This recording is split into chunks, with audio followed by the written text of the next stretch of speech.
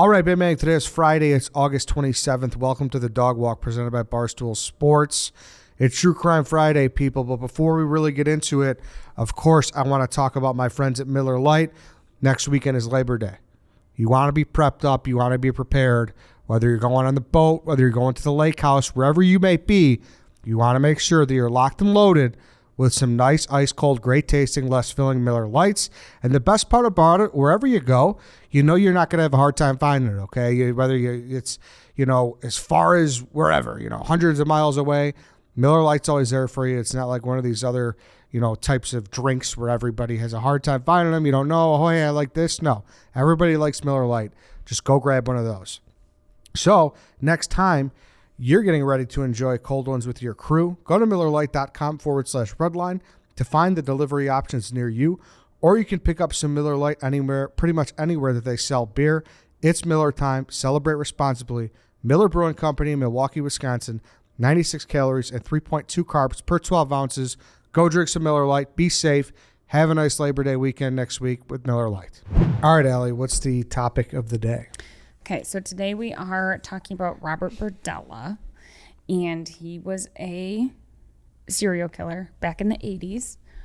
I feel like all serial killers came out of the 80s, or 80s or 70s. I actually was looking up. This story is not a listener suggestion this week, although we've had some really, really good listener suggestions come in. This one I actually chose because of how he concealed his victims. Spoiler alert, he chopped his victims up and put them in bags of dog food and tried to dispose of them that way, which obviously this is the Dog Walk, so yeah, we're taking a twist on that today. Jeez. Do you know this case? No, I don't. Cool. You're in for a wild ride. So Robert Berdella was famously known and is still infamously known for torturing and killing 7 different men in Kansas City, Missouri, like I said, in the 80s, between 84 and 87. Now, Berdella worked as a chef in Kansas City, but he also owned a novelty shop called Bob's Bizarre Bazaar and was just very much like a character. He collected very bizarre items, and he had bizarre behavior, and just one of those people who was super quirky, super out there, where you think, like I wonder what goes through your head, right? It's a weird brain. Yeah. Now, between this 3-year span of July of 84 to July of 87, Berdella had absolutely flown under the radar with his dark side of his hobbies, which was capturing, raping, torturing, and then killing young men. And this all came to an end actually in April of 1988 when he was finally caught, when his 7th attempted victim miraculously escaped. And, after that, it was a completely downward spiral for Berdella. Now, this 7th victim was Chris Bryson, and he was 22 years old. He worked around the area of Kansas City. He actually worked as a male prostitute so that he could provide money for his family. Being that this was the nature of his job, Berdella saw this as an opportunity to lure Bryson to his home, and that's exactly what he did. So which I will say, and the research says, Bryson was actually more inclined to go to Berdella's home because he was used to very cheap, gross hotels, the back of cars. And so when Berdella was like, well, do you want to come to my home? He was like, heck yeah, I do. So, however, once he got him there, Bryson came inside. Berdella knocked him unconscious. Once he was unconscious, Berdella started to take pictures of him for, his own keepsake. He then tied him up, held him captive as his prisoner for 5 days, and he was there for 5 days. That's when he escaped, day 5.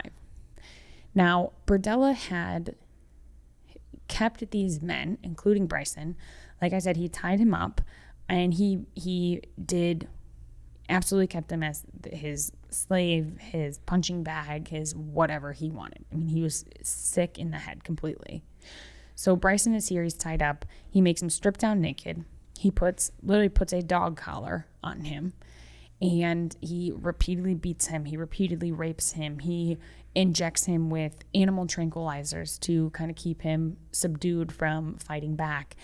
He uses other prescription or whatever drugs he can to put in him to mess him up so that he can't, he's disoriented or can't fight back.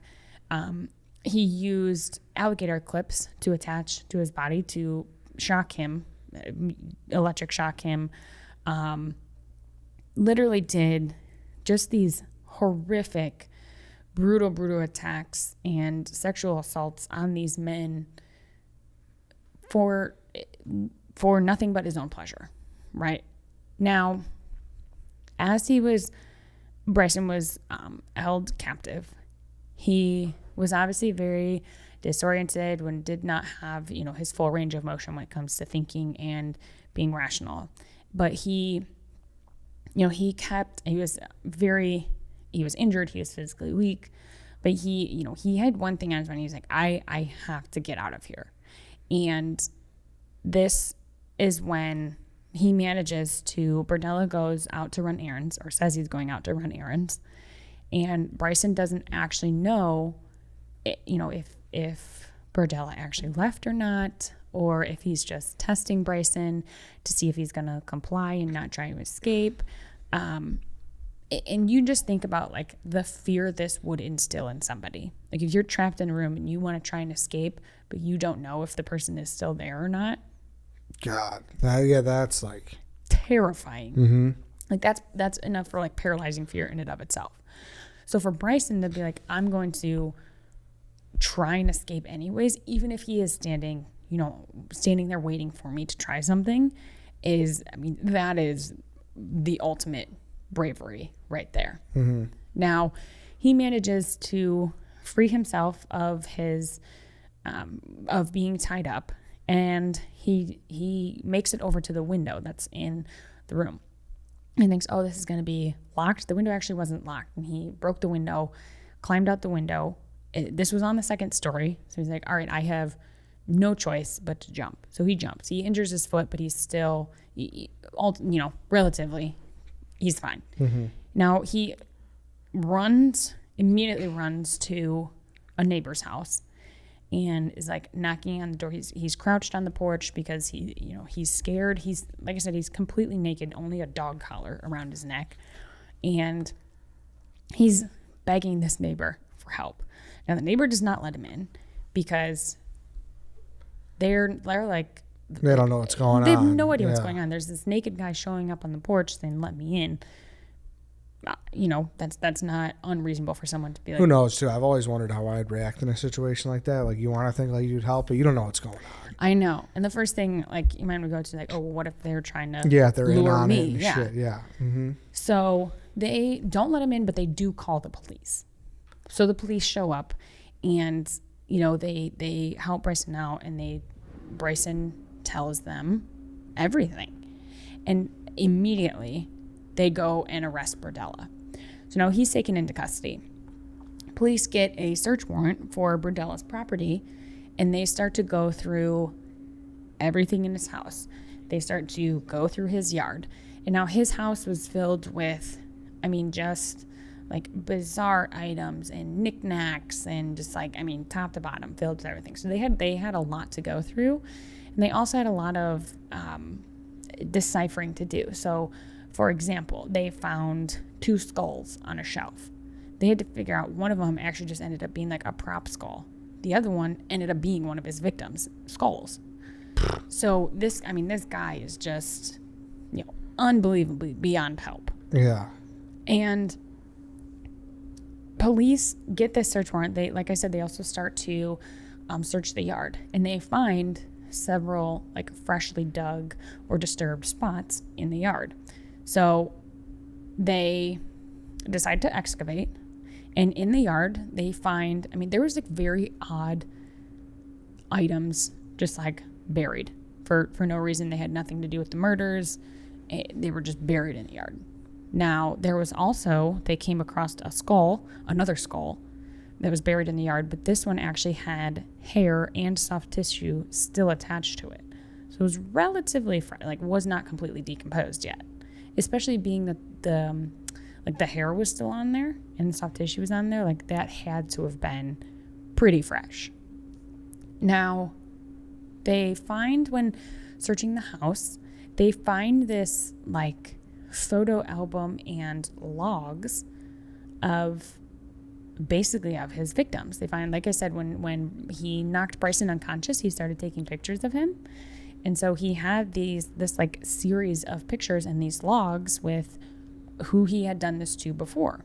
And so now police, it's clear that there are several victims here, but they just are not aware how many exactly there are. But they've already found 2 skulls, and now this log of even more pictures of men and notes and whatnot. So Berdella ends up actually confessing to killing 6 men, I should say, all around. They're all around the same age, late teens, early 20s.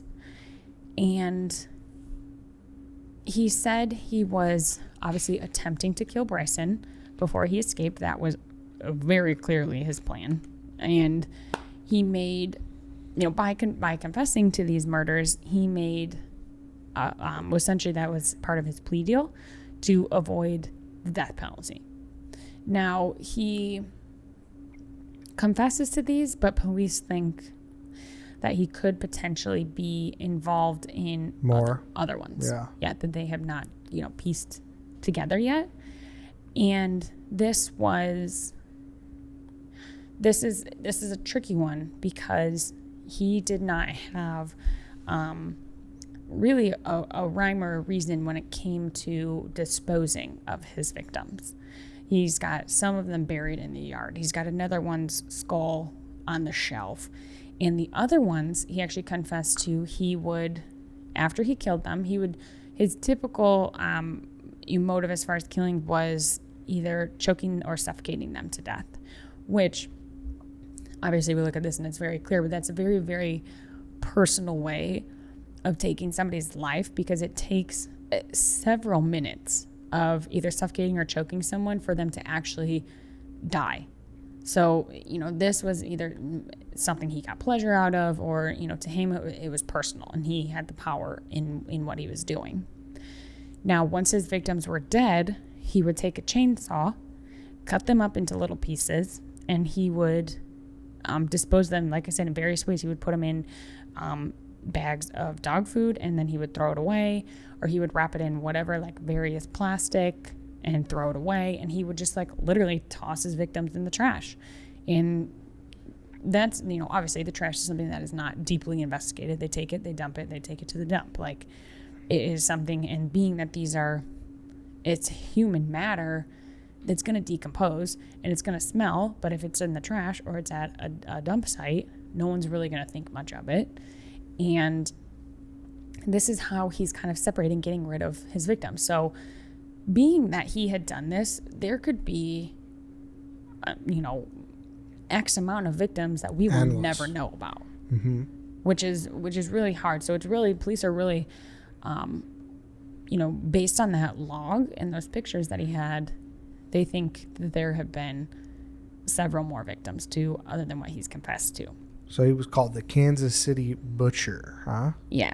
The Collector, an assortment of names.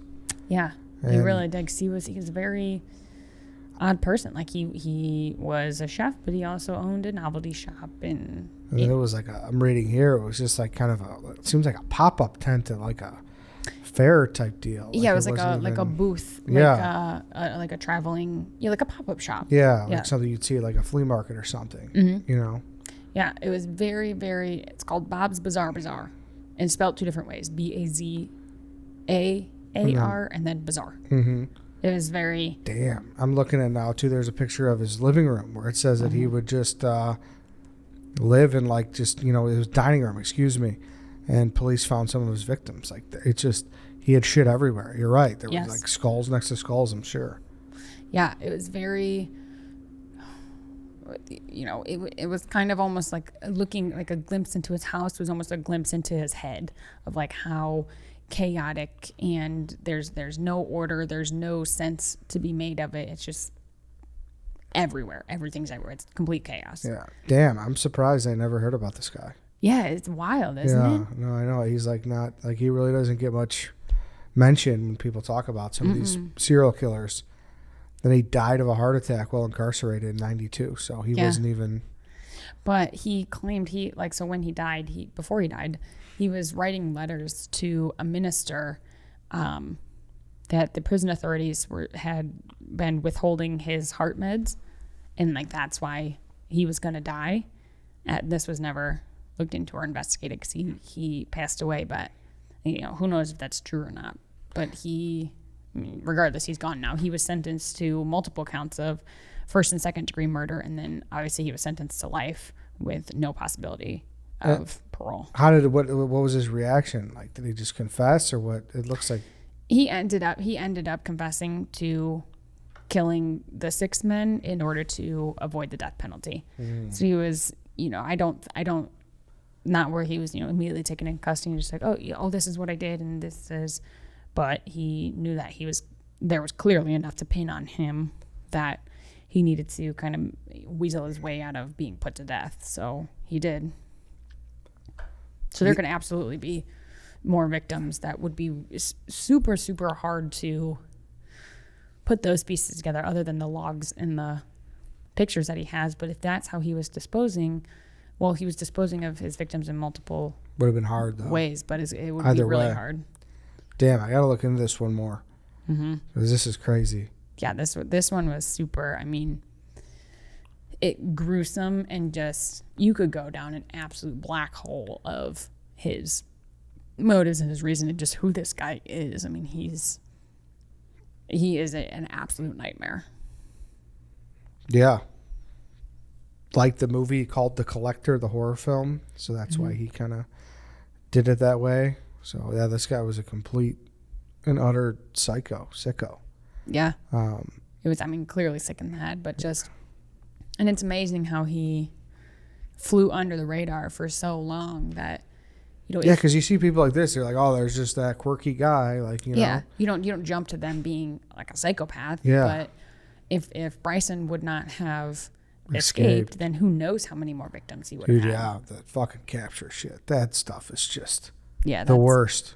No, and that is like the one thing that terrifies me the most is like, it could have, also crossed Bryson's mind, like either I'm going to die because he's going to kill me, or I'm going to try and escape and he's going to kill me. Like he's going to kill me anyways if I don't try to escape. So like, he went for it, and obviously it worked out very well for him. He was rescued, but I can't imagine the thought process you have to go through with like the fear of being caught.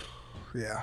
That was just, because he had to get out of it. It's not like he could just get up, open the door and walk out. I mean, he was in the second story. He was tied up. He had to figure out how to get out of the ties. And he's like, there was, in the sources that like he was terrified that at any moment Berdella was going to walk in and find him like unleashing himself essentially and getting out of his bounds and just like go absolutely berserk on him. So then I wonder what people like him do when you get home and you see that person's gone. You know, you just know the jig's up, or was he terrified? Was he like, oh shit, like, oh yeah. I've I got to look more into this one. That I had never heard of it somehow. All right, Allie, that's it for today. Thank you. That's it for this week, everybody. Thanks for listening. We'll see you guys on Monday.